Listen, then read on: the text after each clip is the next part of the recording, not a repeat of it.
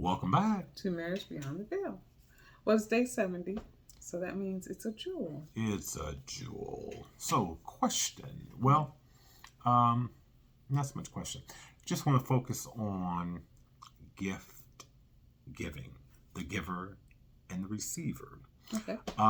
Because I think it's really important. You know, of course, there are a number of opportunities where persons will give gifts on special occasions, birthdays, anniversaries, and all that kind of stuff. What kind of gift do you give the one that you love?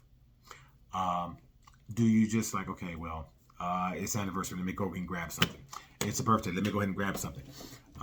It's Valentine's Day, whatever the case may be. Or do you give something that you like? Or do you consider what they may like? We're talking about the giver and the receiver in the gift-giving process. What are your thoughts? Well, my thoughts are really strong with that one because I believe that when I'm giving someone a gift, I try to consider what they would want, but I also like to put a lot of thought into it. So just going out and buying something just to say that I handed them a gift is nothing that I feel strongly about doing. I want to give them something. So if it's something that, if it's time, so for Who wants that? you. So if it's time, if it's spending time with you and plan a nice evening out or something like that, that's a gift. You gave me a spoon. They're like, really? A spoon? Yeah. A Welsh spoon. A Welsh spoon. It's a loving spoon. Well, and the thing about the Welsh spoon is it comes from Welsh. And we were watching some program. Sunday morning. It was Sunday morning, and they were talking about these Welsh spoons and, the creativity and the artisticness. And I just paid attention to how she was observing this and how much she really liked it. And so, unbeknownst to her, I got a Welsh spoon with our anniversary date and all that kind of stuff. And when I presented it to her, she had not a clue. And when she opened it, she was just like, wow. I mean, literally tears. I mean, she was just blown away. But it wasn't like she was just meeting me. If you're talking about gift giving, you need to pay attention and listen and observe. What are the things that the person like? What do they really enjoy? I knew she was going to really enjoy that Welsh spoon. I did not know to this degree which she did. I was going to do the ugly cry? Yeah, you did the ugly cry. It was the ugly cry. It was a happy cry, but it was an ugly cry.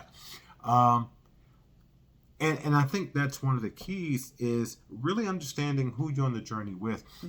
What is it that they like? Because I think many times people will give gifts for whatever the occasion may be, but it's what's convenient for them. Right? It's what's going to be path of least resistance many times. But in giving a gift, it should be a tremendous blessing to the receiver. Now, it should be a blessing for you too as a giver. Right. But the focus shouldn't be on you. It should be on the one that's going to be receiving the gift. Exactly.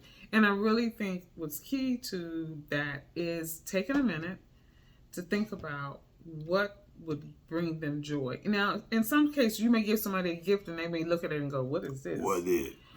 But it's the thought that goes behind it. Sometimes it will shift that to what is that to the ugly cry. So, I think when you're focusing on giving, being mindful of that, anytime at least from my perspective, when I give something, I've just learned over the years that more so than just something store-bought, whether it's extravagant or whatever, when it's a part of you, when it's something that you either create or an experience that you create, those tend to be received so much better because the person that's receiving understand that there was time, there was thought, there was preparation in this, as opposed to let me just grab a Coach bag, let me just get whatever it may be. But when it really, really, really is something that comes from you, whether it's created or whether the preparation and the time and the energy that went into it. But pay attention to what your loved one enjoys. Pay attention to the things that light their eyes up, that make them smile. Because I'm always thinking, and this wasn't the first time where I did something and gave you something that was so meaningful, but it's because, and it's not that I'm like a spy, but I'm fully present. I'm observing. And I want to see her enjoy, to the best of my ability, by the grace of God, every opportunity there is. Well, thank you. Oh, so you as a giver, you as a receiver. Think about what you're giving and think about the person that will be receiving. Until tomorrow, if the Lord says the same. Have a good evening.